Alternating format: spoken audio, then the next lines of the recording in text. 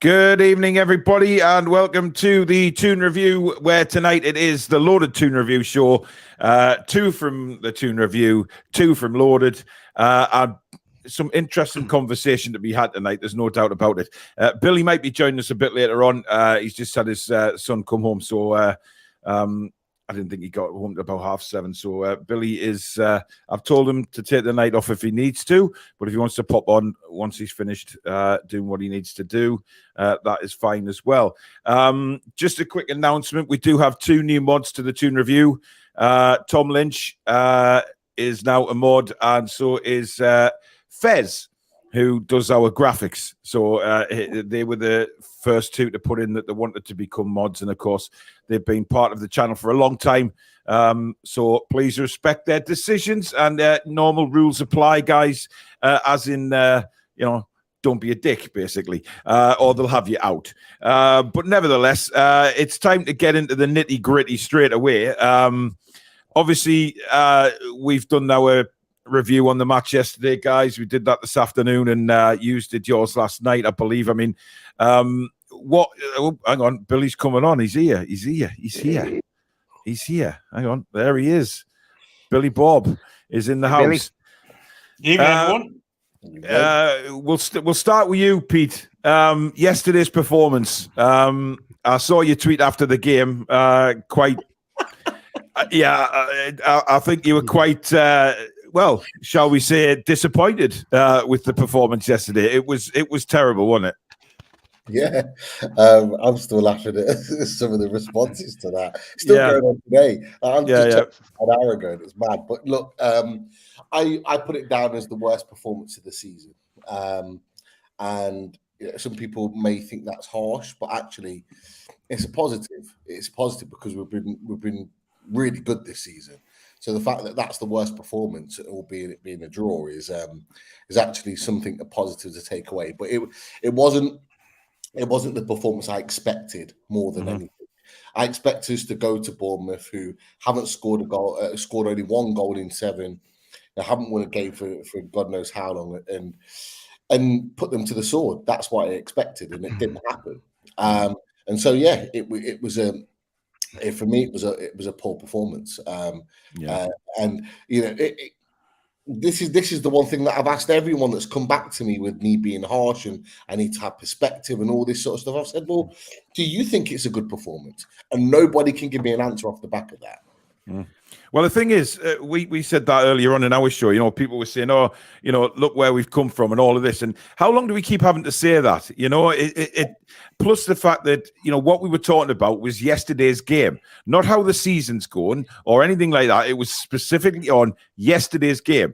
Now, if you do a review on a game, you talk about that game, not historical events or anything like that. That particular game, and that particular game. We were crap. There's no doubt about it. We didn't perform well, and it was a disappointing display. But we didn't lose the game. Yano makes a good point here. He says, has our determination not to lose meant that we are reluctant to take the chances you need to take in order to win?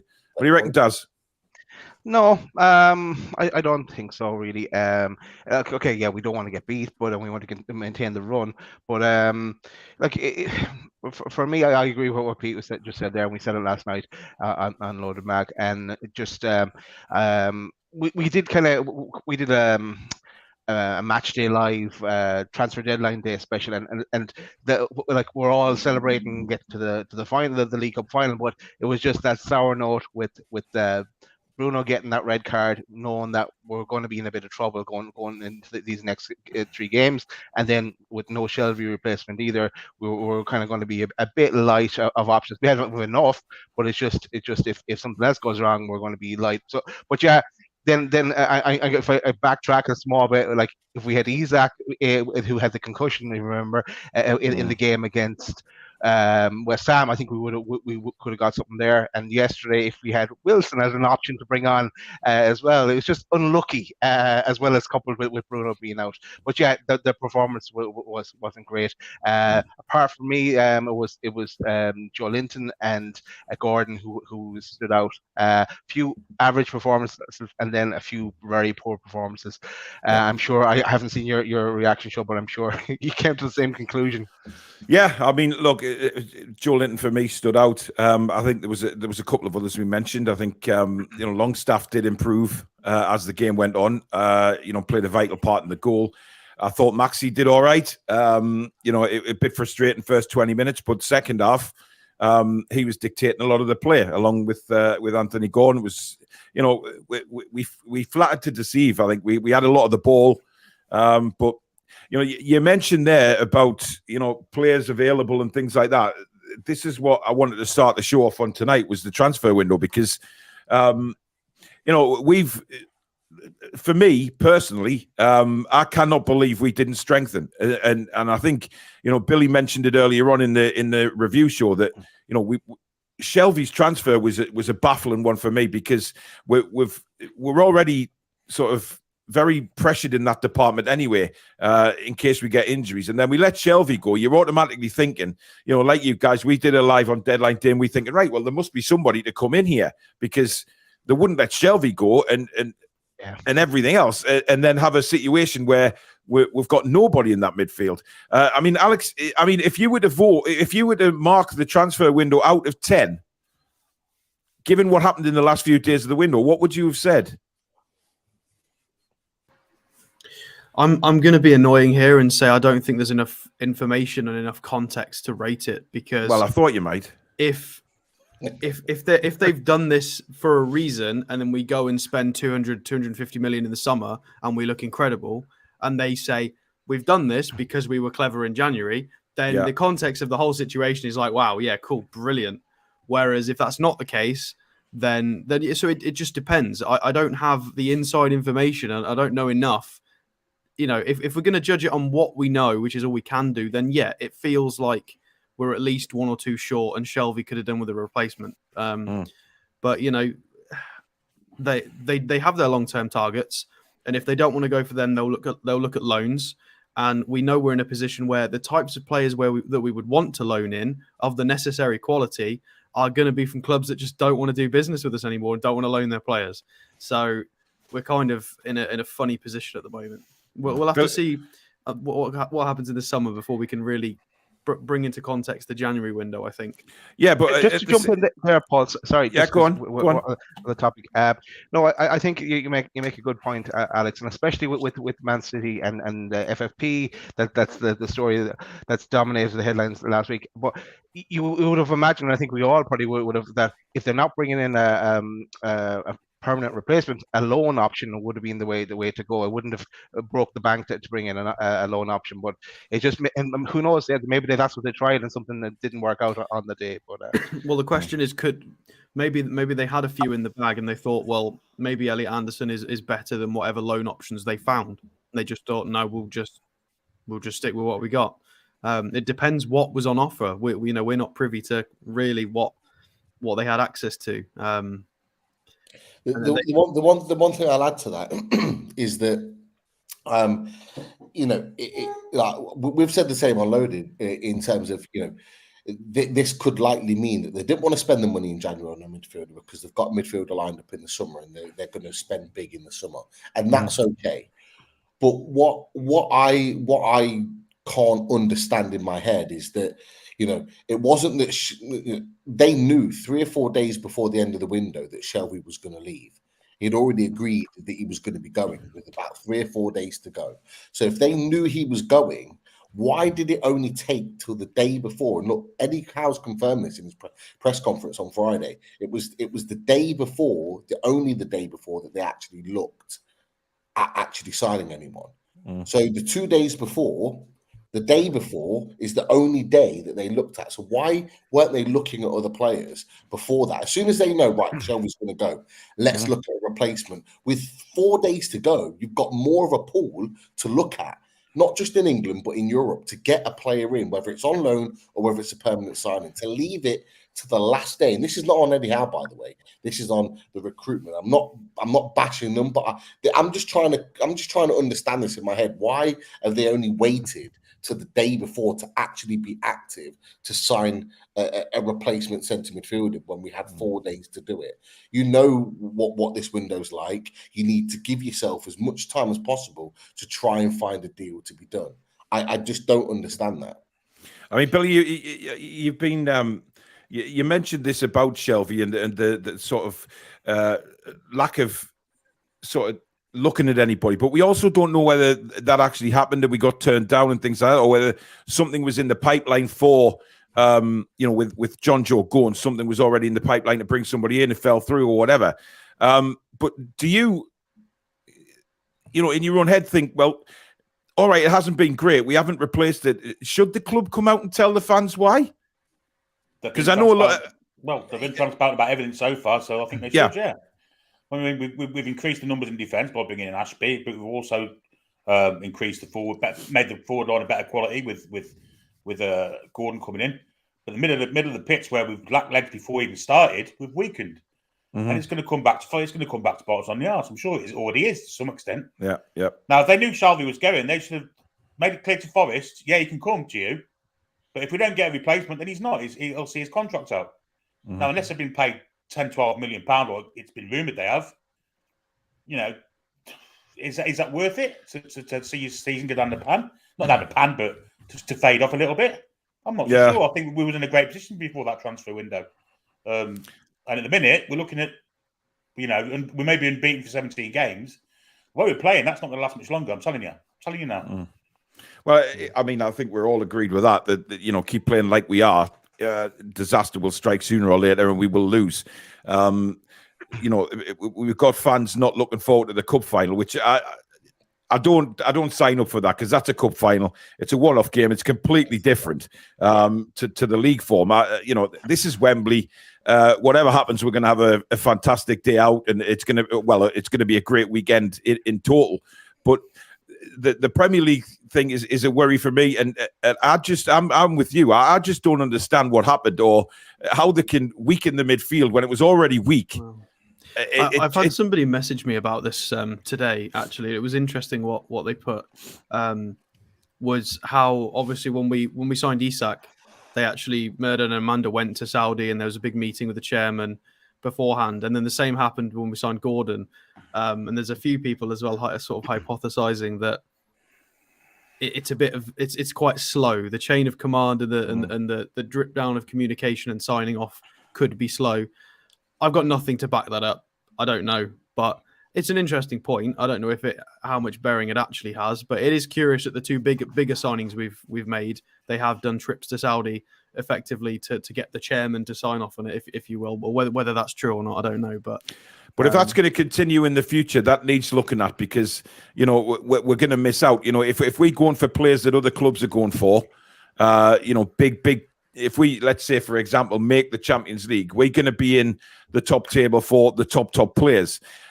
And if we are going to waste time by having to fly out to Saudi or do this, do that, while other clubs are then getting the player in and showing them around and things like that, we could miss out on big players by doing it that way. I was of the understanding that this would all be done. Me, Dad, and Amanda would spearhead this kind of thing over here, and it would be a simple conversation on the phone or via video link, whatever it may be, to the owners, and say, right, this is the player we've identified. Do we have the blessing to go for him? Yes, do it, and then it's done. But that might be how it is. We might be wrong. It might just be a coincidence, but it's interesting. It is. It needs to be quicker. It needs to be quicker next summer. And the reason being is because for the first time, in my opinion, since the takeover, we're going to be fighting out with similar clubs for players. So and clubs that can offer just as much in wages, maybe just as much as an opportunity of European football, whatever capacity that is. And so we're going to have to act quickly. So, in my opinion, I fully expect that once our position is close to being confirmed, so if we've got a couple of games to go, and it's confirmed that we're playing either Champions League football or Europa League or whatever it is, that then there's a conversation. Ashworth, Eels, Amanda and Mirdad are off to Saudi, and they set their blueprint out and they say, this is what we've got planned for the summer now that we know where we're at. This is who we want to sign. Are we good to go? And, whoever it is who's our prime target, we've talked about many players before, they need to be signed as early as possible, because I think that's going to be the only way that we get that deal done, because we're going to have, the longer we wait in the summer, the more competitive it is and the more they're going to ramp the money up in terms of what they're demanding. And we've already talked about openly as a club about FFP and how we're not going to overspend. So we need to get those deals done like instant. And just to jump in the other side of that, then Pete, we know that Eddie Howe wants his players in early to get into a good pre-season and just hit the ground running. So that'll be a benefit to all. But I really can't see it needing to work like that in this day and age with what's available out there for. Modern technology would dictate that, wouldn't it? It'd say, look, we shouldn't have to be so long in going for these players. Geordie Mix says, evening all. Just waiting for Daz to iron his toupee as usual. Okay. Here we go. Yeah. Note that never came from me, by the way. No, I know. I know. Yeah. Evening to James Welsh. That's what that's about. Exactly. Wes, good evening to you. Chris Hughton has just been named the Ghana boss. I think that was always going to happen because he was in the behind the scenes for the World Cup, wasn't he? He was with them. So. Seems a straightforward sort of promotion. Jersey Mag says, what are your thoughts on moving Trippier to left back and rolling out Ashley or Manquillo at right back after the AFL Cup final? We mentioned that earlier on today. It wasn't met with a lot of positivity, it has to be said. But we're talking about the transfer window here, and we have to look at the left back position because it's something that we are struggling with right now. And Alex, Dan Burn is struggling. He's not looking the same player as he was a few weeks ago. It's not his position. We need a proper left back, don't we? Yeah, I mean, I've had a few people trying to argue with me on Twitter about this. Well, I say argue. No, they were fair points. It wasn't an argument. So, well done for debating nicely. But I'm a little bit bored of the conversation because it's basically two people saying this glass is half full, this glass is half empty. It's ridiculous because it's me saying that it's not functional and balanced on the left side because of Burn, and I've got the other half saying, oh, but it's Maxi's fault that he doesn't track enough and offer the defensive protection for Burn.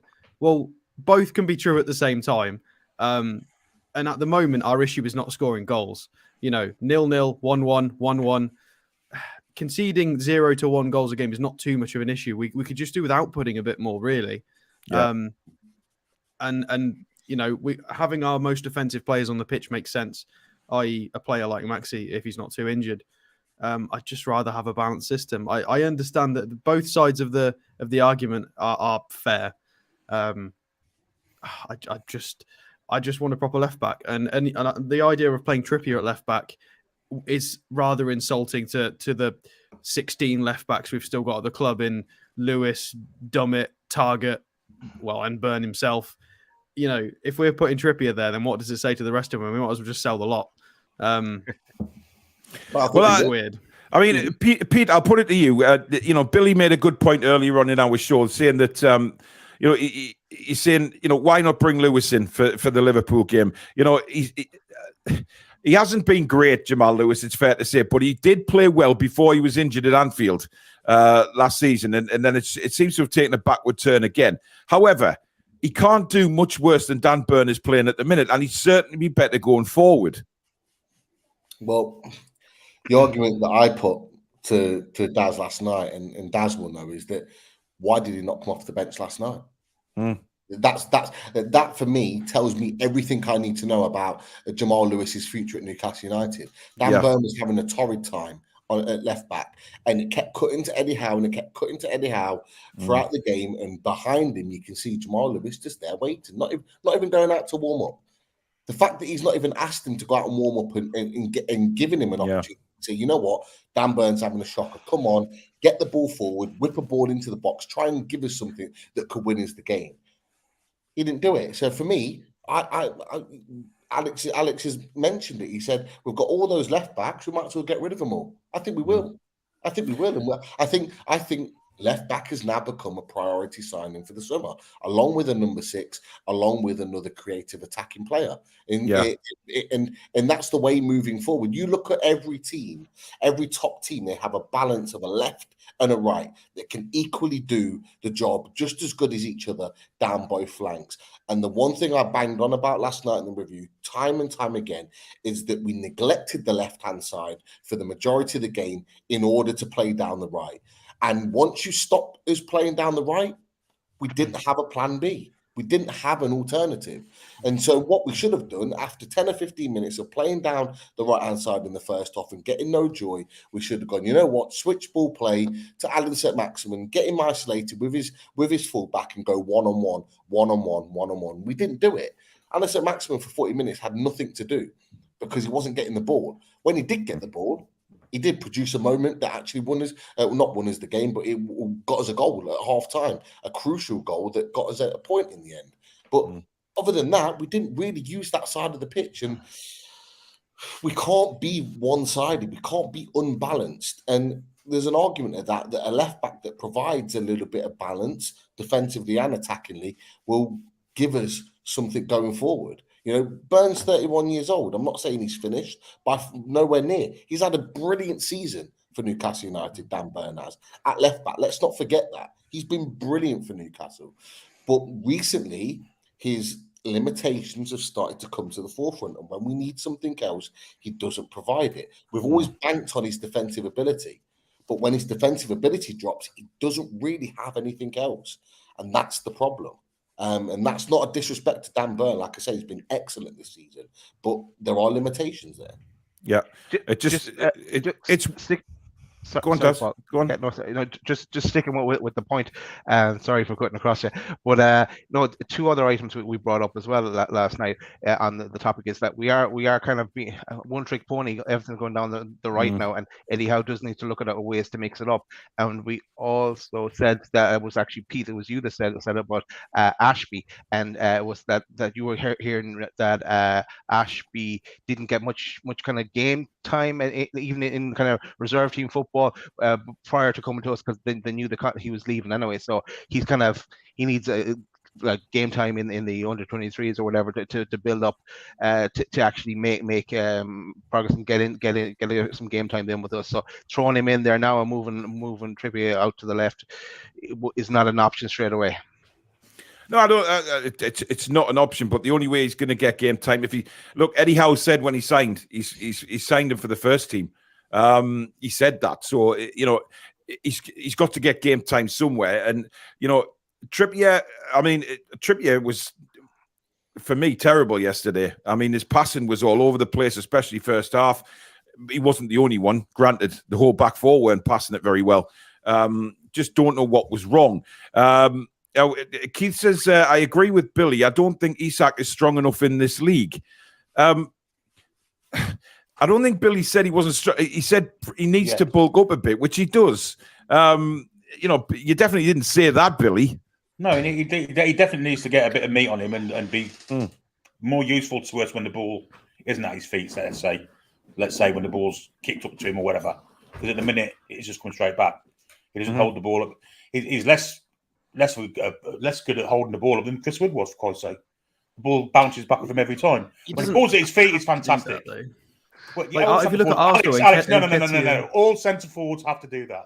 But Nketiah and Gabriel Jesus don't really do that for Arsenal. You don't have to play that way. Every centre forward is it. Every centre forward is it. I do agree. Every centre forward needs to know how to do that as part of their game.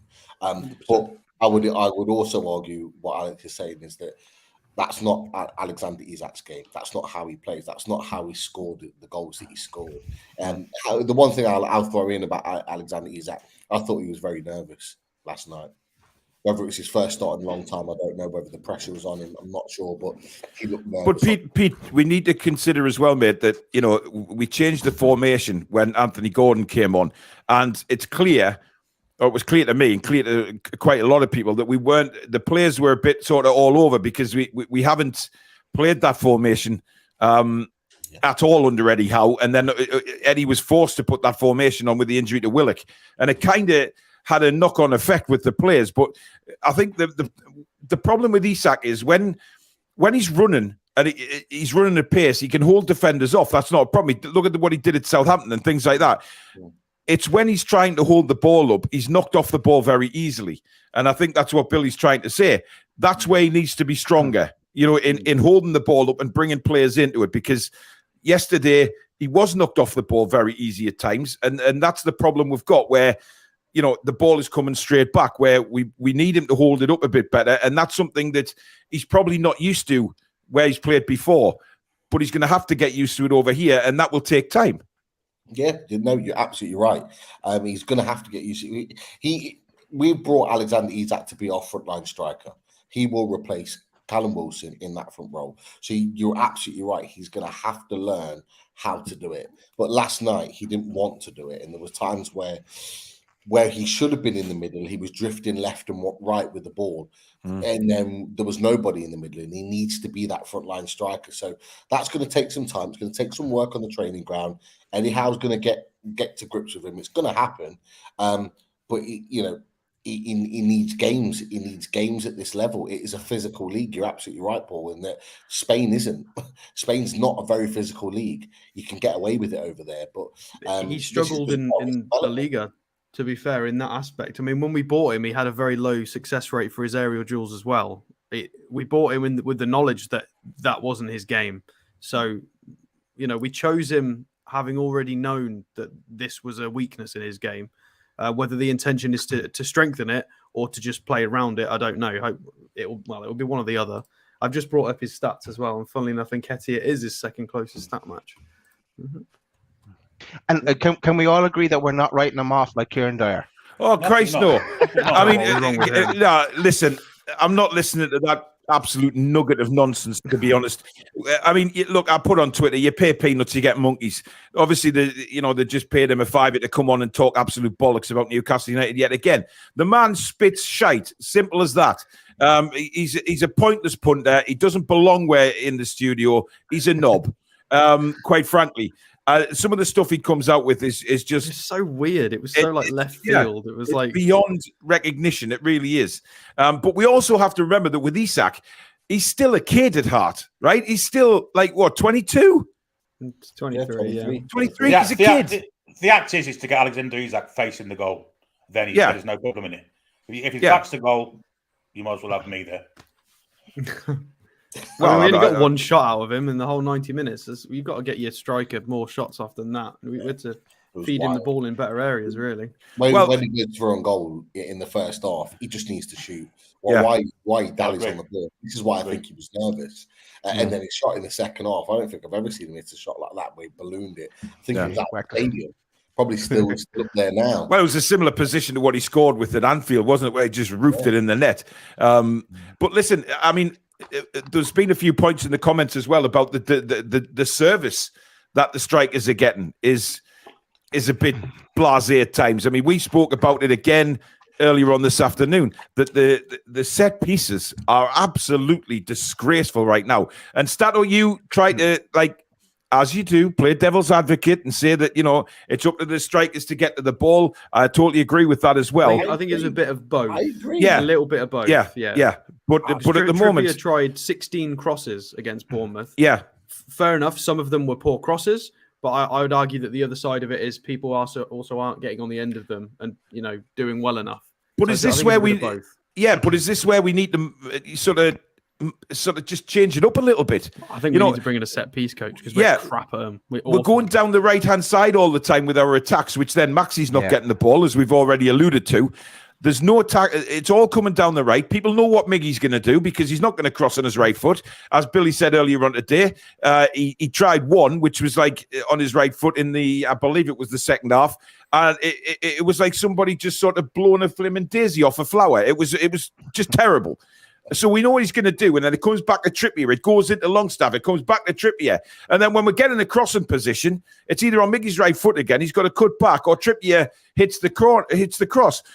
it's so predictable now. And Daz, we need to change that. Maybe give Anthony Gordon a set piece or two, or just mix and match. Yeah, no, we talked about the same thing. Like if you were to imagine a Newcastle attack in your head, it's Trippier to me, to Trippier, to me you run on, loop over, me you cut back, and then the defence are there waiting for this. If we can play it in our head straight away, that it's their job, the opposition, to know what Newcastle are going to do. And when it comes to actually free kicks, corners, and everything like that, we were saying it last night. We're so big and strong. Even forget about the attackers. Our defense, like Botman, Byrne, even Char as well. Like we never get our head on it really. Even like all we say about Jamal Lascelles, he used to get his head in the ball. Like in fairness to him, and he used to score a few goals. I'm not saying that we should bring him back. Yeah, he used to score more than he's doing now as well. Yeah, but the mind boggles about the height we've got in that penalty area for set pieces. And it's, you very, very rarely see Dan Burn getting on the end of a cross. You very rarely see, I know Cher did it yesterday. He did it once. Botman hardly gets on them. Now, you look at the other end. These three guys are on the end of every incoming cross to defend. So why can't they do it at the other end?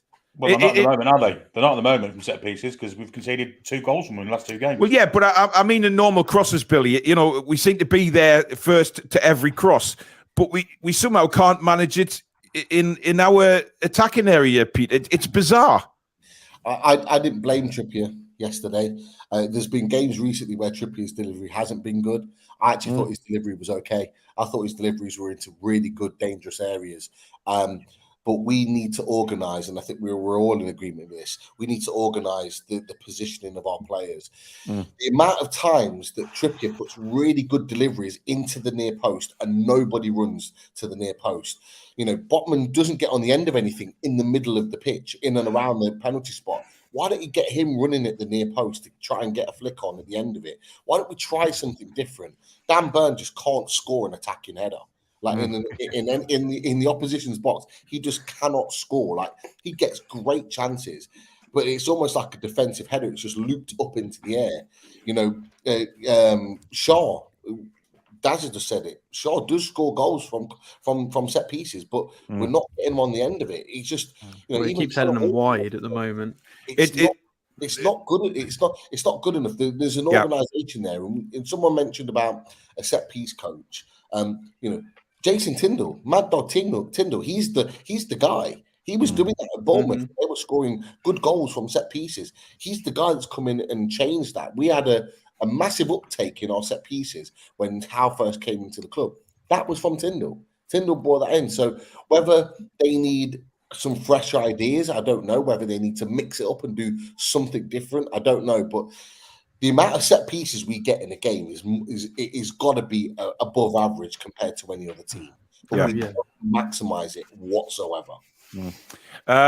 Spike, thank you for your 20 quid super chat, buddy. He says Eddie needs to give the team a shake. They need a bit of a boost from somewhere. There's no doubt about that.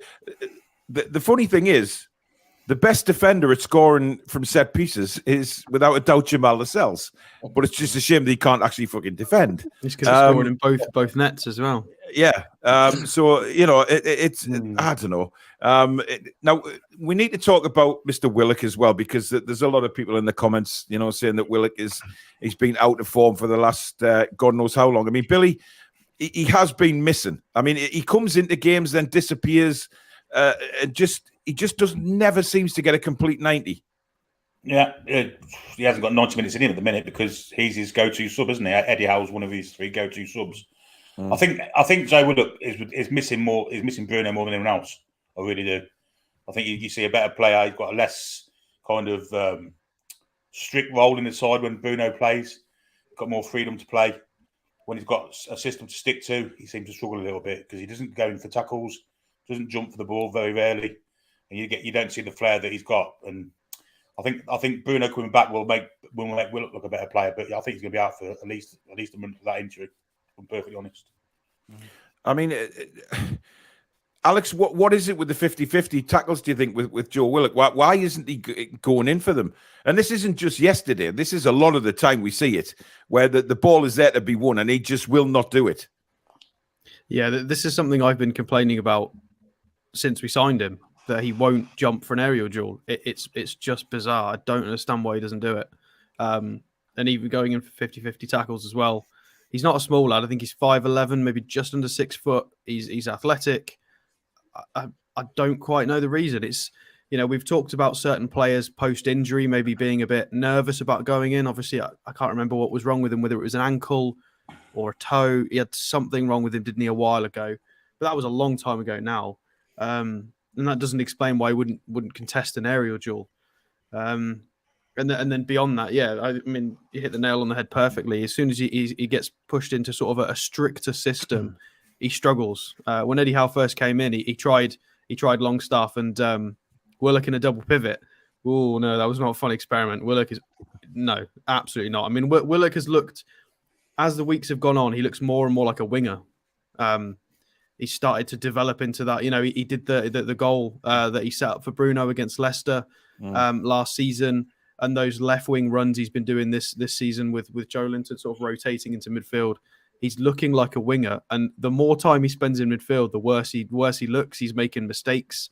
The pass back at Southampton. Whereas when you let him just do wingy things, he looks a lot more comfortable. Just leggy run into the space, a lot faster than he looks. It's strange. He looks like he's evolving on the fly, but we kind of also want him to do some of that midfield work. He's got the physique for it. It's not like he's not like Maxi or Miggy. He's got a lot more about him. He should be winning a bit more physically. Yeah. And as for the form, I think it's just unfortunate. If we had a bit more depth, I think he could just do with a bit of a break, maybe 2 or 3 weeks out the side. But we haven't got that luxury. I mean, he might be forced into it now, the injury, but he's still only young, remember. He's 23. He's the same age as Isak, so he'll be fine. We've got a £5 super chat from Chippers, my God. Basically... Sorry. It's too early for Valentine's Day, Billy. My God. What was going on? I thought that was planned. What sort of bloody ringtone was that, Trey? Seriously? Was the end credits coming on? I thought, the end credits is something that's an over 18 show on some sort of hub. Like the plumber's just finished fixing the washing machine kind of thing. Jesus Christ. Anyway, thank you for your £5 super chat, Chippers. He says it's for the tub of Brill cream for Darren Daz's hair. Nice the way that topic linked in with Mr. Chipper's donation. Nicely planned, Chippers. Well, yeah, of course, yeah. I mean, he's either got a toupee or hair. You can't have both. Well, you can. It'd look a bit weird though. That's a good point, but that we've just heard from Billy Trey's house is probably a link that Chipper sent him earlier today. It's the way it is. Can I make a point about Wilson, by the way? Because Christ, I'm pleased you said Wilson. I thought you were going to say, can I make a point about Pornhub? No, you can't. A few people mentioning his injury record, and I would like to point out how much better he's been this season. His time has been managed a lot better. Yeah, he's on 14 starts this season, and he only managed 16 for the whole of last season. So he's close to equaling his starts for last season. How many 90 minutes has he played though? 12.5 out of the 14. So close to that. How can you play 12.5 90 minutes? Because you get subbed off. Yeah, because he came off at half time. Yeah, but he asked how many 90 minutes he played, and you said 12 and a half. Well, it says 12.5 on here. Yeah, I understand what you mean. I think he started against Man City then when we were playing him at St James's, and he came off at half time. So I think that's probably. Yeah, so he's played 12 and a half games. Hang on a minute. He's played 14 games this season, here. And basically he's only been subbed twice. And then a half a substitute, whatever that friggin' is. It's just that's a when he bought minute. Chris for him. Yeah, it's worth pointing out as well. He's got 10 goal contributions so far this season, and last season he just managed 8. So it's worth pointing out, Alex, that whatever you're looking at on your screen is absolutely baffling, and only you can probably read it. It's like the frigate. So. It's probably like the Matrix. Alex has just got stats running down his screen everywhere. Well, just one thing. The last time I was on this channel, it was a Chris Wood love-in. You must have been devastated when he left, lads, right? Loving. I don't know about that. I think it was the Chelsea game, which was probably his best game. Listen, when he ran we all know how we felt. But anyway, I mean, you know, we'll I want to ask Pete a question in a minute, but Annie's said Danny Drinkwater is available. Oh, God. I mean, he wasn't a complete and utter disaster for Reading last season. There's one man that can come back and save our midfield. That's not Danny Drinkwater. Jesus. No. There's one man we can recall to come back and be the saviour. No. Bruno. Not Bruno. Your compatriot. Come on, Daz. Don't say Jeff Hendrick. Yes! Jesus. The Messiah. The Messiah. Just take the eye a bit out of Messiah, you'll be right there.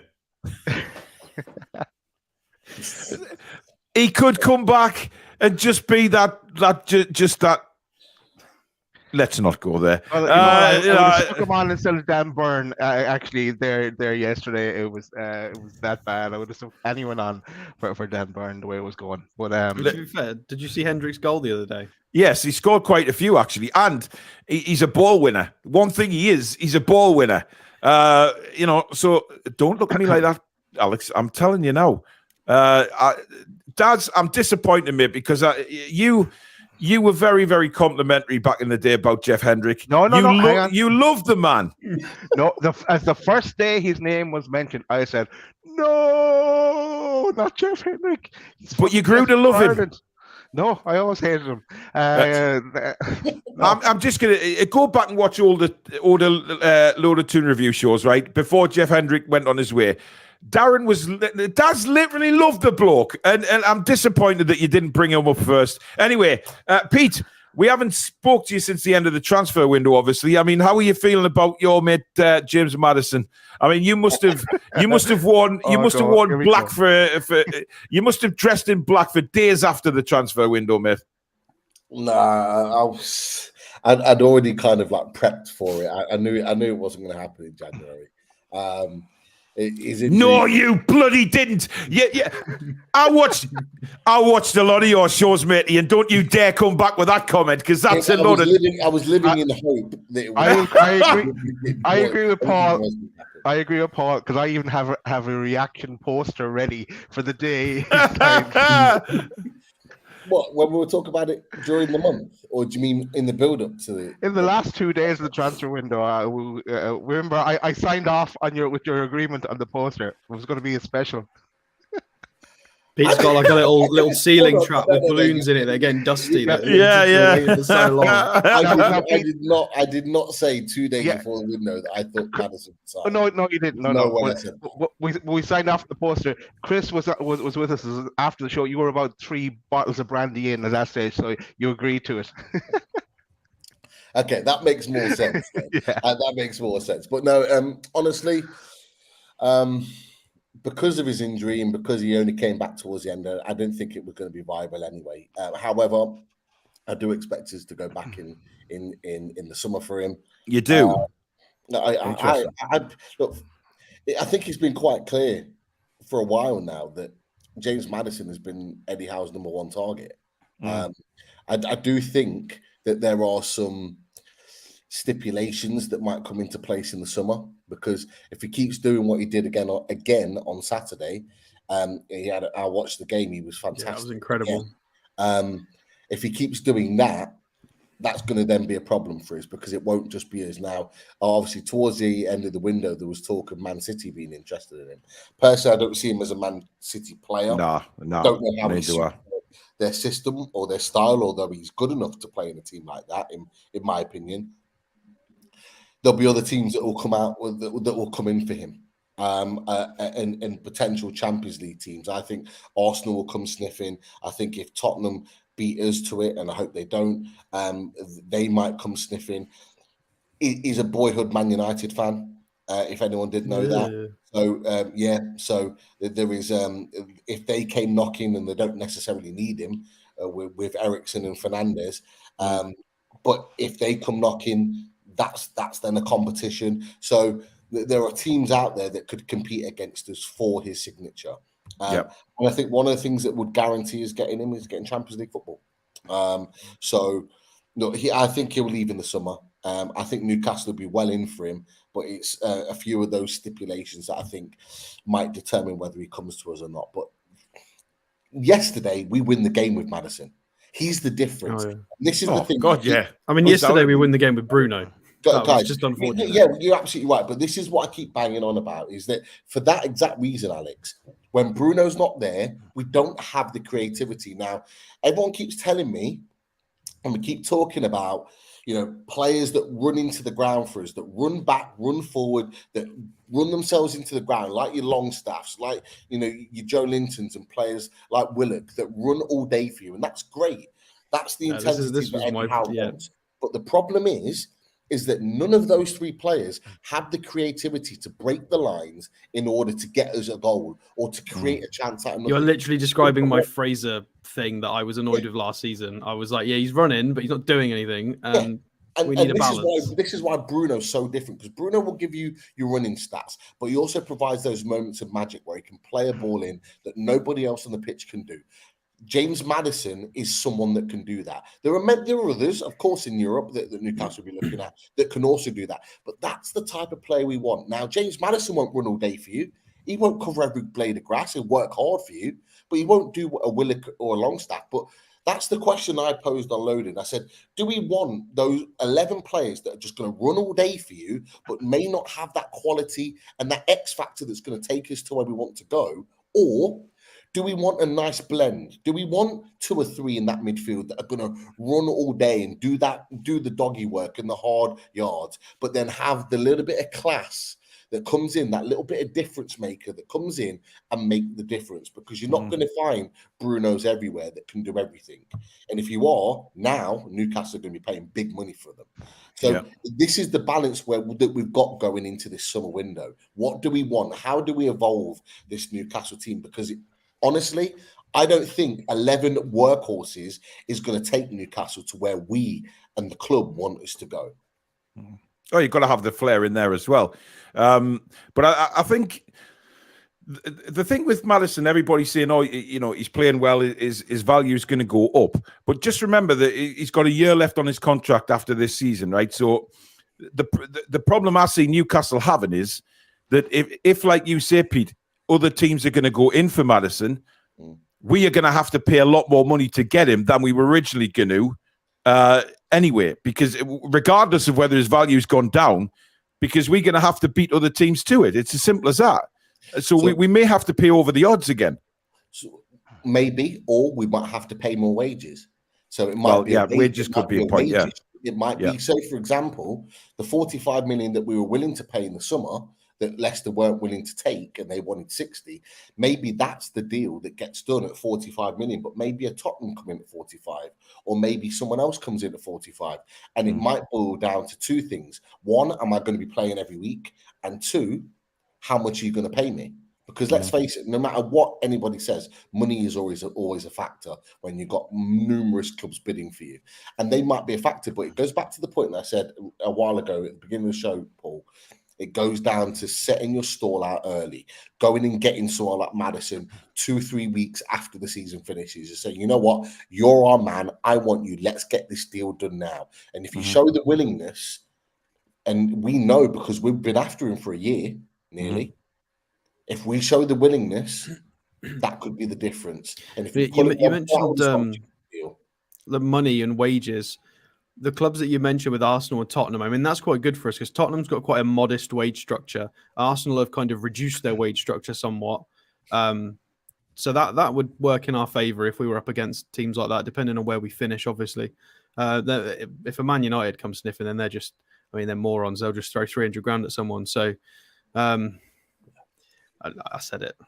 I don't like Man United. We're in a final against them. This is war now. Nobody likes Man United, Alex. I don't think you have to sort of sound coy about that. They're a bunch of wankers. Simple as that. Steve says, do you think Eddie has blinkers on? You must then question Tyndall and Jones's advice and relationship. Surely one of the 3 can see what we see. Look, I do think they'll see what we see. There's no doubt about it. But listen, we don't see what they see on the training pitch. We see the match day. We don't see what they work on in training. We don't hear the conversations that are said between players and managers and coaches.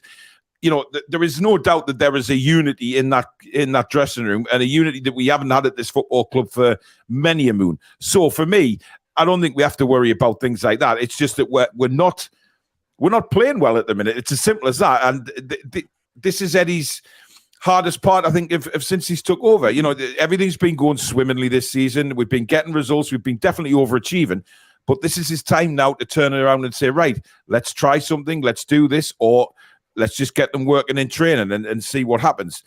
Toon Gamer says, we bought left-back Alex Murphy for the academy, and he is the captain for the under-21s and been our best player for the academy, so maybe give him a try at left-back. I think everybody's forgetting Alex Murphy, actually. He is a very, very, very good left-back, by the way. We mentioned him last night as well, Paul. Yeah, and Lord Mac, and I think Pete, you linked him as being maybe the future of our left back position, unless we go strengthen in the summer, or maybe both. But he should that's his position. That's where he played for Go United. Can play at centre back, but left back is his position. Mm-hmm. Yeah, it's very interesting to see what they do with Murphy in the future. But I've seen him a couple of times, and I'm really looking forward to seeing how he develops. Guys, just a quick shout out for obviously tonight our final, well, not the final orders, but the orders are going in for the Toon Review Wembley shirts. These are the shirts modelled by, of course, John Sinclair's long lost brother. The Toon Review Living the Dream shirts, which are now on sale on the website. We've had a fantastic reaction to these, a massive amount of orders. So thank you very much to everyone that's ordered them. If you want yours, definitely for the final and definitely to take before the final, etc. Susan is putting an order in straight after this show. So you need to order by about 10:30 this evening. To make sure that you get it in time for Wembley. You can obviously order at a later date, and it's just this channel's way of celebrating getting to Wembley with the obviously the big Tell Me Ma song on the back. And then there is the mug as well, which we are doing as well, Living the Dream Toon Review mugs with the same on the other side. They are now for sale on the website, as well as all our other merchandise, and this is where you can find it, guys. So let's get down to business. I've been waiting, think I wanna make that move now. Baby, tell me if you like it. Tell me if you like it now. I've been waiting, think I wanna make that move now. Baby, tell me how you like it. Let's get down to business. Well, there you go for the t-shirts and mugs, everything like that.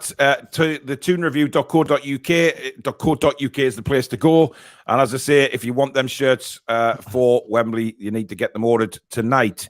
But thank you to everybody that has placed orders. If you are enjoying today's stream, of course, don't forget to hit that like button as well.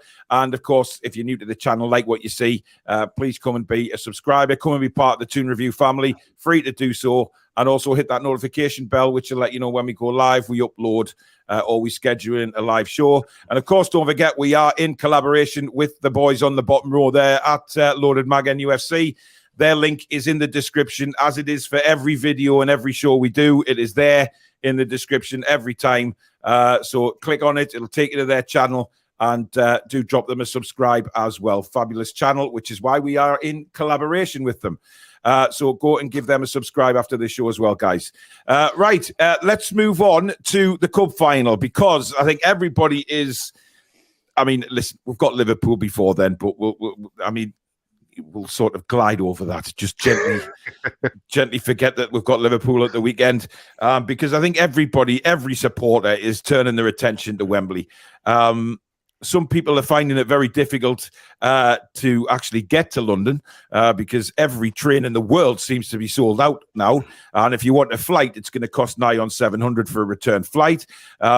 It's cheaper to fly to Rome and then to London than it is straight to London. Now, make of that what you will. The problem I've got is, Phoebe hasn't got a passport yet. She's waiting for that getting delivered. And we can't get to Rome to get back to London. Otherwise, we probably would have done that. It would cost about 60 quid, I think it was. So I'm probably going to drive. And think Alex doesn't know this yet, but I'm thinking me and Phoebe drive towards where Alex lives, stay overnight in a Premier Inn somewhere, and Alex, you can take me and Phoebe into London, because I will not drive in London because A, I hate the traffic in London, and B, I will be arrested for road rage because I will certainly get out and punch a bus driver in the middle of the face. So I'd rather not risk missing the final. So I prefer you to drive because I know you'd be a lot calmer than me. So that is the plan I've got, Alex. I don't know whether that's sufficient with you, but that's fine. I thought you'd say that. You can't say no on a live stream, Alex. Well, I'd already offered last week anyway. Yeah, he did. He did. I have it in writing as well, by the way, just so everybody thinks, oh, he's just doing that, Alex, because he's live. He can't say no because he's a nice lad. It's in writing, guys. Pete, are you going? I'd love to. I've got my train ticket ready. I've not got a ticket though, and I don't think I'll be getting one. Are you in the ballot? No. I don't have a season ticket. Being in Leicester, it's never really been viable for me to get a season ticket because I just don't. With family and work, I don't get up. Well, you know what you're going to need to do, Pete. Now that we're going to be Wembley a lot, is you need to move. As does Daz. As does the rest of the rest of Loaded. You need to. My wife wants to move to Newcastle. Does she? Loves it. Yeah, wow. She'd never been before we met, and when I brought her up because we got engaged in Newcastle. On the hang on, whoa! Right, you're gonna Pete. You can't say that without telling us how it happened, mate. Considering it happened in Newcastle. Yeah, planned weekend. There was no game on that weekend, but we did a bit of shopping in the city centre. Went out for a nice meal. Walk on the quayside and mate, they do it to me all the time. I can't. The rest is history. Nice. That's lush. Yeah, and we brought the kids up for the Leicester game. We had 4 or 5 days in Newcastle for the Leicester game last season, and she loves it. And look, when the kids are a little bit older, the destination will be Newcastle at some point. There's no doubt about it. It's strange because your partner Anya was taken by Newcastle as well. Actually, she loves it. Yeah, she loves it. It's a nice blend of traditional plus modern with all the architecture and shops and restaurants and the river and the bridges. It's a lovely city. I don't know why it gets a bad rep from people down south because it's lovely. I was so tempted to burst into Big River by Jimmy Nail there, but I'll not. But just to get, the way the tickets have been sold. I mean, we've had lots of conversations on this, and one guy in particular who I think we all know made a video of how YouTubers should have a box at Wembley. Oh God. Let's not start on that. No, I mean, this is the guy who misses goals because he went for a poo, and I'll say no more. Look, it was always going to be up and down as to how the tickets were sold, but the way it's worked out, certainly in sort of period 4 down, looks like that even season ticket holders may not get a ticket, but some people who aren't season ticket holders are going to get a ticket. I mean, what's your thoughts on that, Daz? Yeah, I heard that where they're going to spread it out over the different sections. Look, I haven't read an awful lot into it because I didn't even consider going. I guess and the reason being, I said I'm never getting a ticket, not a hope in hell. So I didn't even look into it. And as well as that, being from Galway in the Republic of Ireland, and then going over in April anyway. So I said, yeah, no, I'll just save myself for that, and then just enjoy it on the TV. But it is. Go on, Pete. No, I was going to say, what's that part of the ballot where non-season ticket holders get a ticket? How is that working? I didn't know that.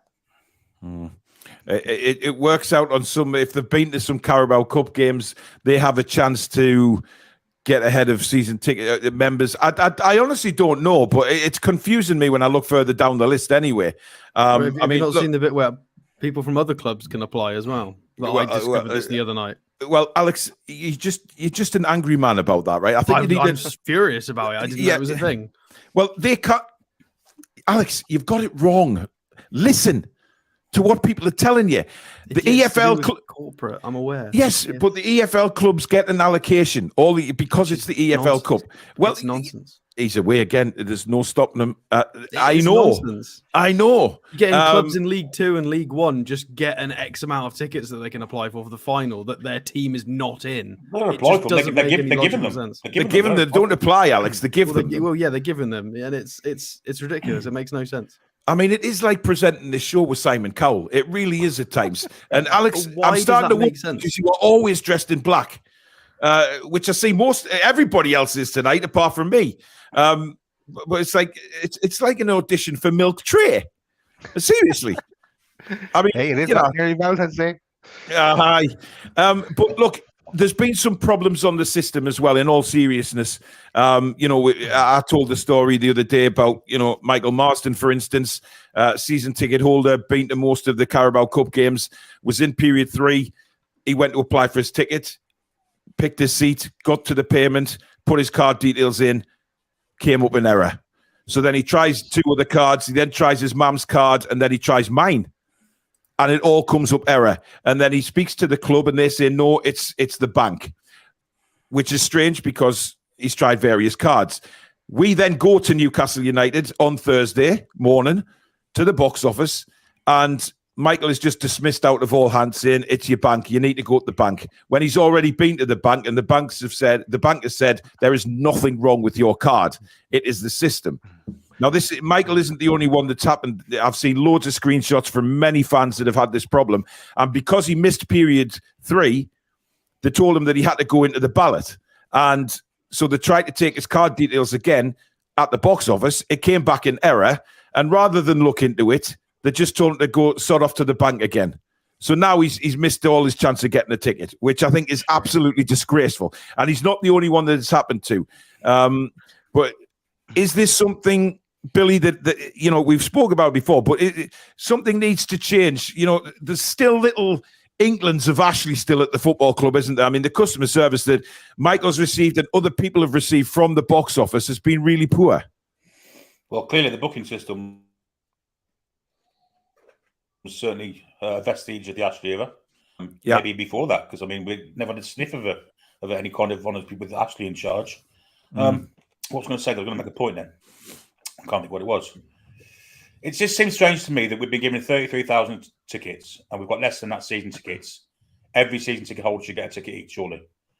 But they're leaving 2,000 or 3,000 for Newcastle corporates, which to me is wrong.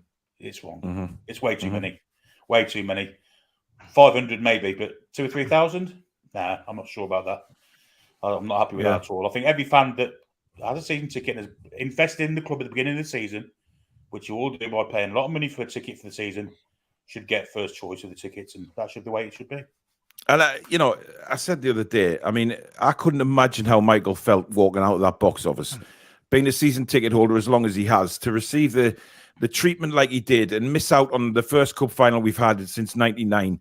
I find it staggering. I really do. And like I say, he's not the only one. Obviously, I was with him. And Paul, did Michael try his phone? Because I know, I think I watched Eddie Tyle's live video, and he had something a similar issue as well. And when he tried his phone, it worked. Yeah, tried everything. Everything, and it just didn't work. And I've seen so many more screenshots as well. The horrible thing about this as well, Pete, is that there's been so many scammers on there, and there's already Newcastle fans lost a lot of money by being scammed out of tickets. And this is why by fellow fans as well, I may say. Yeah, no, you're absolutely right. And look, this has happened for other games in the Premier League this season. Let alone a cup final. And this is why I'm not going hammer and tong to get a ticket. If I can't get a ticket through, means of people that I know and trust, then I'm not going to the game. It's as simple as that. The game will be on TV. Me and a few of the lads are looking at travelling down to London. If not, we'll travel up north to Newcastle and we'll be in and amongst Newcastle fans and enjoy the day regardless. But I'm not going to put myself into a position where I'm spending crazy money first and foremost, and secondly, I'm not going to put money into someone that I don't trust. That because there are a lot of scammers out there. Unfortunately, some of them pretend to be Newcastle fans and are not. Some of them are genuine Newcastle fans and are still scamming their own fan base, which I think is an absolute disgrace. And you know, the one thing I'll go on about with the box office and the ticket system. They're going to need to improve it. Whether they look at other clubs that regularly get into cup finals or get into latter stages of big competitions and look at how they do it for their fan bases, or however they do it, they need to improve it. Because the reality is that the way in which we project ourselves to be in the years to come is that this is not going to be the last time, and they're going to need to get it right. Now, I'm sure the conversation will come up about an expansion of the stadium or more season tickets being available, and potentially next summer there's going to be more demand for tickets. So they've got to get it right now, because if they keep doing this process, it's just going to cause more and more problems, and the reputation of the club dealing with this situation's not going to look good on them at all. Indeed. By the way, rant alert, okay? Rant alert. Alex, Mad Putter's back again. Right, and I'm calling him out, okay? Because he says Alex can't think with his own mind or thought. He has to look at his screen or he shuts down. My cardboard box has more character and personality, just a put off. Right, Bellend, listen to me, right? He hasn't got a name or a face. So well, exactly. No name, no face. So you sit in a darkened room in a cellar because you're locked in there because you don't deserve to socialize with humans. So you sit there with your little keyboard and computer and you piddle on commenting about people's personalities and stuff. Says him that does, or her that doesn't have a profile picture or proper name. You, my friend, are a monumental bellend. Don't deserve to be on this channel with all these good people. Alex has more personality in his little fingernail than you do in your whole life, sunshine. So piss off, go and watch another channel and hammer them, because you're not getting it, Alex, because as you can see, he's remaining calm because he has this demeanor of him that he doesn't give a shit. And quite frankly, Mad Putter, you're making an absolute tosspot of yourself yet again, as you did earlier on today. So go and take your face for a shit, sunshine. Bugger off the channel because you're not wanted here. Your views are just pointless to human beings. Go and eat the rats in the corner of your cellar and enjoy yourself. Bye-bye.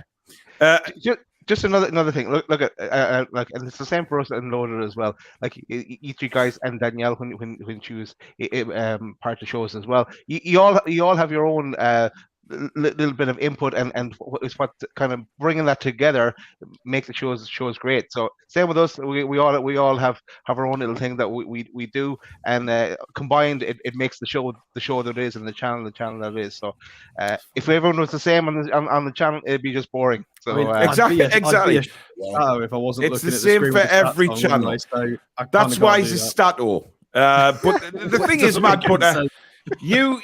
Mad Putter is one of these guys that'll be sitting there in front of his computer, slavering with his big Jurgen Klopp teeth and his massive jam jar rimmed glasses because he can't see shit.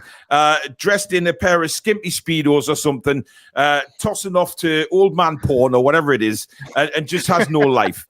So goodbye, mate. Anyway, getting back to the tickets, Daz. So I'm distracted by Billy. There you go, Mad Putter. That's what your teeth look like. But there you go. We get them all the time. But I don't normally react to idiots like that anymore. But look, I'm defending me mate here because he has got personality. He's a great guy. You, my friend, are just a knob jockey. So just disappear. Right, Daz, what do you think of the? Well, we'll start off with the obviously the ticket scamming. This started before the tickets were even available, because if you were going onto the second-hand sites like StubHub and things like that, they were selling, funny enough, in the Man United section first for up to £2,000 for a ticket that you could get for 40 quid. That's absolutely ridiculous. How is that legal? Madness. I'm sure it's not legal. But as Pete said earlier, unless I'm purchasing the ticket myself, or I'm buying it off someone I know and trust, I wouldn't bother either. Like even for me, that's the same for me coming over to Newcastle, because I'll be spending so much on a flight and accommodation and stuff like that. Like you want to make sure that you're getting into the game. And in contrast to actually what you said about the customer service, guys, when the last time I went to Newcastle, my ticket didn't arrive by post, but I got a reprint, and they were very helpful in the booking office there to sort it all out for me. Well, you say that, Daz, and I understand that. And when I forgot my season ticket a couple of times last season, they were perfectly helpful. I think the problem is they've simply been run off the feet. There's not enough of the staff. They've been run off the feet, and they're stressed to hell. And I understand that in a way. It's just very disappointing. If everything else is going wonderfully well at the club, but that is one issue that needs addressing. And it's going to take, like everything else, like the left back, like everything, it's going to take time. It is a project, bit by bit. We will have the best in class of everything in a number of years' time. So we're just ahead of ourselves in some respects. Yeah, absolutely. Look, I'm sorry to people that don't have tickets, but I know thousands are going to London anyway. Even Michael says he might travel down just to experience the day because there's going to be thousands around Trafalgar Square, etc. There's going to be loads of places where you can see the match in London and interact with other fans who haven't got tickets. It just, if we win that cup final, it is going to be an incredible place to be. It really will.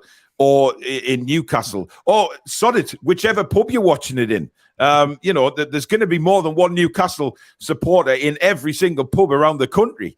So wherever you go, you will have somebody who wants Newcastle United to beat the scum. It's quite simple. I just love his attitude, saying that I'm going to drive down anyway. I'm going to go watch them. I'm going to go watch it somewhere and spend it with Newcastle fans. Incredible. Lisa says, I'm a Southerner who moved to the Toon in 2009 and would never live anywhere else. I love it. The people, the city, just everything is amazing. Obviously, you do get your downsides of every city in every place in every country around the world. But there is something magical about Newcastle. There really is. The people... It's the incredible. Classness. How do I explain this? I've been to football all up and down the country, and obviously lived in the Midlands and seen Spanish football and stuff. But up in the Northeast, it doesn't matter if you're a bricklayer or a lawyer. It doesn't matter what class you're in or what income you're in. You all put a black and white shirt on, and you will walk up with your families and friends up to the cathedral on the hill, and you're all chatting to random strangers. Oh, who's playing? Oh, do you see somebody's got their phone out with the team lineup? It doesn't matter who you are, and it's a very unique feeling that I've only really seen up in the Northeast. You don't really get it elsewhere. I go to London with the little one, on the train, and you just find it's a completely different environment. There's so many different, there's a lot of different cultures, obviously, in London as there is in Newcastle. But the friendliness that you get from, not just Newcastle, but the Northeast is incredible. Amir says, which pub are the London Geordies going for the final? I don't know anyone down here that bleeds black and white. Or you will on Cup final day, matey. Actually, on the Saturday, the whole weekend, you will. It doesn't matter if you don't know them, mate. You just tag onto a bunch of Geordies and you're away. What a weekend you're going to have, sunshine. Just bump into anybody and they'll take you on like their own. Trust me, it'll be absolutely incredible. Bath says, I'm from Middlesbrough and it's rough as toast. Well, that's in Yorkshire, isn't it? So, yeah. Ian Toon Trader says same thing happened to me as to Michael Marsden. Got to the payment stage and it said it failed repeatedly because he was going to try and get Michael a ticket, bless him, because he's already got corporate ones. The system is a joke. Well, thanks for trying anyway, Ian. It was a wonderful gesture, mate. It really was. So thank you very much. Geordie Boy says Paul is still glowing. Glowing? I don't understand. Alex, something you're not telling us, Paul. You're pregnant. Radiant, Paul. Radiant. Well, used to can kiss my ass. Shocking. I think you're referring to the Friday night rant. Did I have You a rant still- on Friday as well? Did I? Oh, Well, about Michael, yeah. oh yeah, I did. You're still glowing from that. Yeah. Ryan says, Alex, you're just Simon Cowell with a beard. Interesting. Lee says, only because Paul loves milk tray. I actually have not had milk tray for many a moon. Do you know what? I think if there's any milk tray man on this screen right now, I'd say Pete Davey myself. I think he's, look at him drinking there, the suave, the cap on back. If you could just see him in a suit, couldn't you? Jumping off a speedboat, running up a mountain, down a chimney to deliver some milk tray, and out the windows, the curtains just flail in the wind. And then the woman gets up and like, oh my God. I don't know where I'm going with this, by the way, but I just on about. You've never seen the ad, so Alex. I don't know what he's on about, but he's not wrong. Clearly, Alex hasn't seen them. I mean, it was just. We have someone for that loaded. He's called Keith Roll. Double Slano. Really?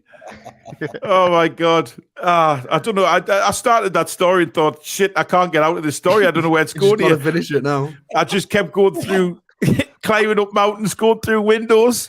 Hell. Bad chimneys.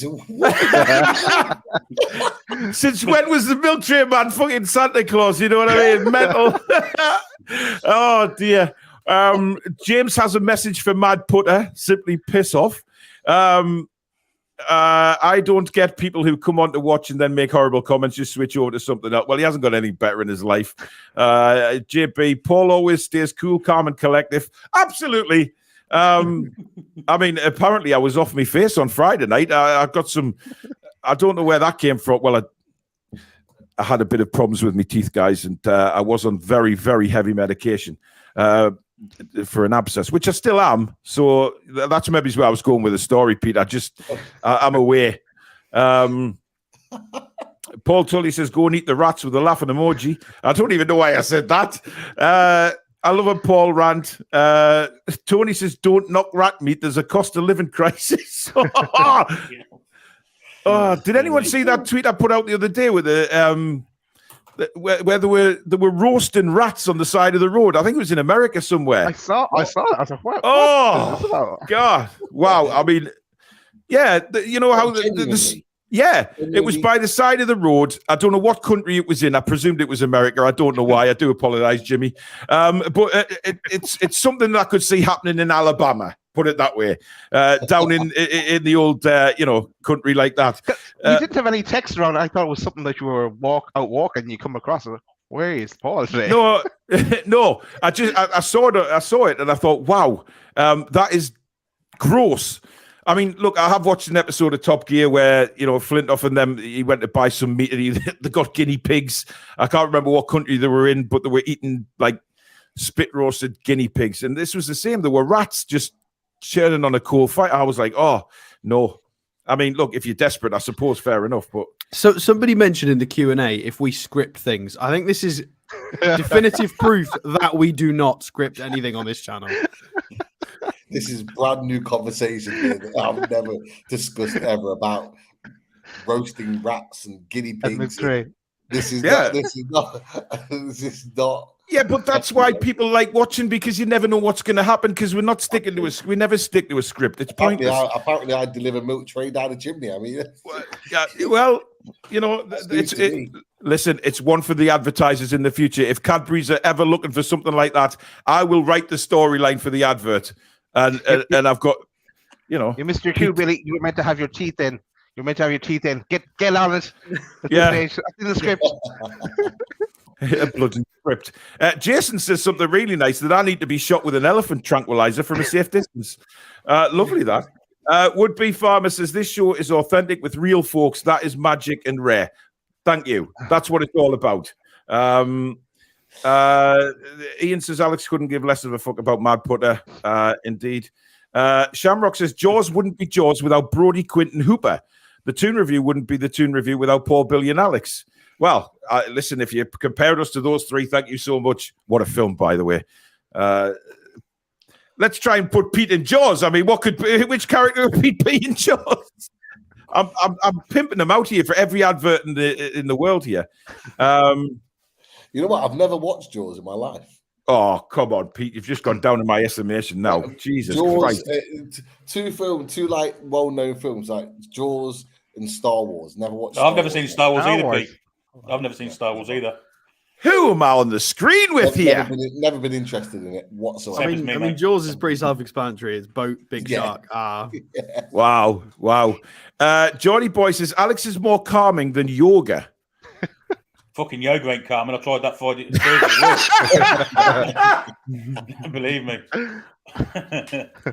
It's when I tested. It's when I tasted my testicles. I knew it was really good for me. I don't know. There's a new Jaws coming out. There's Cocaine Bear coming out next week. That's I've seen that. I've seen the trailers for that Cocaine Bear. I mean, Christ almighty. Jesus. But there's a thought, Alex. You could do one of them sleeping apps, couldn't you? You know, talk and people relax and drift off to sleep. Mindfulness. Yes. Derek says, usually people call people names. It's because it's a reflection of their own personality. Annie says, my wooden table can probably pull more women than Mad Putter. Go on, Annie. Go on, Annie, lad. Ryan says, Mad Putter was in Willock's hand in that basketball celebration. Wow. I know what's in Mad Putter's hand and ain't a putter.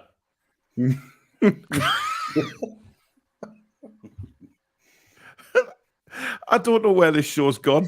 I completely lost it talking about Pete Davies' milk tray advert. I mean, it sent it the wrong way. I mean, it is a football show. I'm pretty sure there's football in there somewhere. Well, we had some good debate tonight, and then it just listen. It's Sunday night. It's the end of a weekend. People are looking to another boring week. It's the perfect way to finish off your weekend is just have a good laugh with us. Simple as that. And you can always guarantee that with unscripted shows. I may have to change that in future. Clive says, Alex, you have your opinion on London. I live in Essex. I would not go there if you paid me. It's a dump. Have I given my opinion on London? I'm not sure I have. It's all right, I guess. I can give you my opinion. I do not like London. Oh, you don't like London? I mean, it depends what you're going for, really, doesn't it? You can have so many different experiences depending on who you are and who you're with and where you go and what you do. Murdered, stabbed, shot, strangled, Billy! Attacked, assaulted, Billy! Forwarded, robbed. That's 10. For me, it's the people. Like you guys just talked about it. The further north you go, the more pleasant, the more welcoming, the more just generally nice the people are as you go north. And I found that just over the years, going to so many different places. London, it's a little bit like America. They always say in America, the further north you go, like New York, and like people are horrible over there. I've never been myself, but I've been to Texas, and like they say, the further south you go, the nicer the people are, and it's down to the weather. Here, it's not. It might be the weather, but the opposite. Yeah, so the colder you get, the colder you get, the nicer the people. Because the Scots are lovely people as well. I mean, Billy, you shut up. You've made enough about the Scots in the past, but listen, I love the Scots. I think they are fantastically friendly people. The Irish, God forbid, but they're lovely people as well. And our Irish are all need to go now. Richie, Fraser, Hendrick, Clark's gone. Well, that's just racist. Wonder where you were going there. With Murphy. Thought you did a bit of a farce. Murphy's not Scottish. Alex Murphy. Oh, Alex. Oh, sorry, Murphy. Scottish. Fair enough. Hey. I thought you meant Jacob Murphy. I was like, definitely Scotland. Jimmy says Pete Davey, the Black Bond. There you go. There's only one Bond unloaded mag NFC. It's Stato. I couldn't even take that on. But Jimmy, I thank you very much. Just let's go wrestlers, Jimmy. Talk to me about wrestlers. I'll do that. Why have we gone to wrestling? I mean, where is this show going? Me and Jimmy have got a passion for WWE. Jimmy's got a passion for a lot of things, and we can't say most of them on there. You are right, but we are massive. Just don't say fucking Earthquake or fucking Big Show. Oh. Hey, John Tenter, the Earthquake. He was well. So was Paul White, the Big Show. Yeah, he was. Mark says, fucking brilliant, lads. Haven't had laughs like this for a long time. Thank you very much.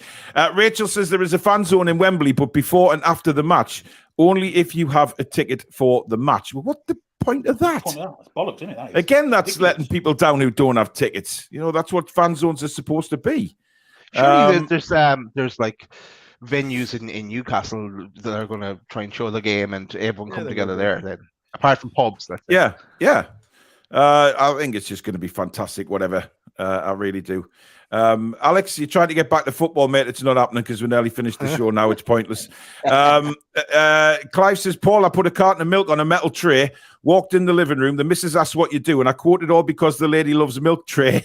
She laughed and called me a Wally. Clive, that's terrible. That is probably one of the worst jokes of the weekend, but thank you. Jim says they roast rats in Liverpool, don't they? So the song says anyway. The song says, yeah. So the song says. Ryan says guinea pigs are a delicacy in Ecuador and Peru. I want to try it out. Peru, that's where they were actually. I also don't eat pork. Beavers and guinea pigs are pretty similar, aren't they? So I also don't eat pork. Hang on. Yeah. Thanks, Pete. But guinea pigs and beavers are not the same, Alex. Canadian jab. Oh, because he eats similar, not the same. Well, he eats beavers. Yes, there you go. If you ever eat guinea pig, don't eat the fucking kidney beans that come out of them. Fuck that. Jordy Jack says loads of protein in a spit roast guinea pig. God. Yes, down the chimney. I don't know why I said that. As if Santa Claus is going to deliver milk tray. Well, he might actually. I used to genuinely believe doner kebab was rat meat when I was a kid. Well, it may still be. I don't think anybody knows what's in the kebab meat, to be honest. Arvid says, do you want me to send it to you, Paul, when it's done? He might be cooking up a ratatouille. I think everyone's asking the same question. Arvid, will you please please tell me what the first part of that comment was, because I didn't see it. There's obviously hundreds of comments coming, and I really didn't see the first part of that. Foxy says guinea pig is delicious. That's met with a band of silence there. The Toon review is like a box of chocolates. You never know what you're going to get. Absolutely. Mad Putter spit roasts rats, but not in the eating sense. Oh, my God. Oh, dear. Paul, you're going to watch the Amazon All or Nothing? Absolutely. I don't think anybody will. No, I think that'll probably be the best viewed All or Nothing that's ever been on Amazon, quite honestly. Well, yeah, of course. It'll beat all the other it's 2024, though, isn't it, when it's meant to come out? Yeah, no, apparently they're thinking of bringing one out in September, but I think that'll only depend really if we win a cup or we qualify for the Champions League. Otherwise, I don't see the point. Depend on us winning the cup. We're winning one. When Billy, I do apologise. Yes, Shamrock says I haven't seen Jaws. That is scandalous, Pete. So you know what? I'll make it my mission. How many were there? Were there 3? Don't bother with 2 or 3. Just watch the first one. Okay, right, fine. No, there was 4, right? There was 1, 2, 3D, which was appalling, right? And Jaws the Revenge should never have been made, right? They should have left it at 1 and 2, because Jaws the Revenge, the shark follows, the woman all the way to the Bahamas, which you don't get great whites in the Bahamas, but there you go. Jimmy says Daz could be the chum, small and chunky. Hey, Jimmy apologized to me today already, saying that I'm not small. So where is he coming back? You're forgetting yourself, Jimmy. I thought we had a pact going here. Yeah, indeed. Julie J thinks we should change this show to TTR Loaded Sunday. It might not be. Did I hear Billy's surname is Trey? Yes, it is actually. Yeah, it is. Oh, dear me. Okay. Christopher Davies says Mad Putter is getting nailed tonight more so than Jesus was to that cross. Oh. Julie wants to do a TTR Friday with Loaded. Oh dear. Well, it depends how offended Loaded get. But they know what it's like on this channel to be. Hey, we got through the Horseman before. We could manage it. Absolutely. Francisco says, "Does anyone know where I can find tonight's TTR show?" Oh dear God. I'm seeing some very weird comments. I mean, people are now starting to put comments about what actors we could be, which we've had before. In our defense now, the chat are also aiding and derailing this show. We're all just as bad as each other. Yeah. Jackie's come back with the Marshmallow Man from Ghostbusters again. Oh dear God. Anyway, I think it might be a good time to end on a good laugh, guys. To be honest, who are you talking to, Susan? What the hell? I've tried that in the private chat. It's not happening. No, too much beaver talk in the chat apparently. Listen, right? I don't know. All I said was a story of a milk tray advert, and then it's just gone to pot, right? So there you go. But listen, we had some good chat about the football as well. On a serious note, it's been a great show, and people have had a good laugh on a Sunday night. Foxy says, "Great to see you guys collaborating. Two of the best channels. Thank you very much, Foxy." It is what it is. I like to make people. We like to make people laugh and have a good time on the shows as well, which is why we start the weekend off with TTR Friday, which goes everywhere and everywhere. And tonight is it's been interesting. Also gone everywhere and everywhere. Well, yeah, but we have covered some very good topics tonight, as well as it's gone absolutely crazy. Billy, apparently, if you were to do a film based on your life, the actor to play it would be John Goodman. Interesting. The Malcolm Summariser. I don't think. No, that's done. That's it. That's done. Well, should we ask Peter Daz what they think about Dan Botman's performance as well? No, we won't, Alex. Piss off, right? No, don't listen to him, right? He's just been a pleb. He's just trying to get his little day in. I need to. Who is Dan Botman? Well, I call it. I may or may not have called Sven Botman Dan on multiple occasions during commentary on shows everywhere. I've called him Dan Botman. For some reason, Dan Botman. So I am officially going to write to Newcastle and ask if he can officially change his name because I think it suits him better being Dan than Sven. We had enough of Steve's for a while, so yes, bring we on did. all the Dans. Yeah, let's bring the Dans back. But listen, guys, that is the end of the show. Don't forget to get your orders in for the shirts and mugs, etc., because Susan's putting that order in tonight. Thank you to everyone that super chatted. The Mod Squad, you've been brilliant again. Thank you so much. Thank you to everybody that took part in the show at the start and at the end. You guys, I know, love a good laugh. That's why you join in on the chat, basically. Absolutely superb. So thank you very much for that. I'm getting news that Atsu has passed away.